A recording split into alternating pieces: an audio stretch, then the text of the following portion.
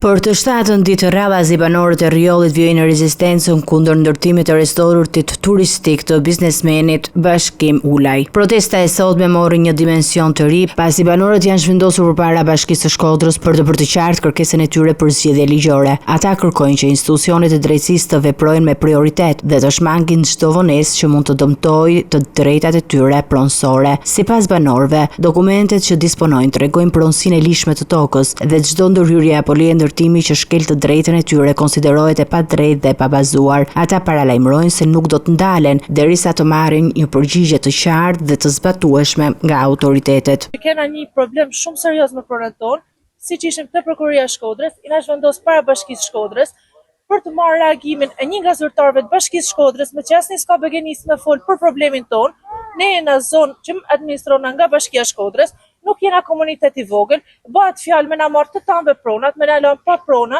jo një familje, jo dy, po gjithë fshati. Banorëve po ju plaçkitet prona. Si është marrë kjo leje ndërtimit, kush e ka dhënë, pse e kanë dhënë, në bazë të çfarë kriterësh e kanë dhënë, kush është pyet, sepse asnjë nga këta banorë të Rjollit nuk janë pyet. Nuk mundem me shku me pyet kompleksit për Rjollin, as ata të Dukaxhinit nuk mundën marrë me fol për Rjollin. Dëgjesa publike që ata pretendojnë, firma ndërtuese pretendon që ka bë, nuk është bërë me banorët e Rjollit.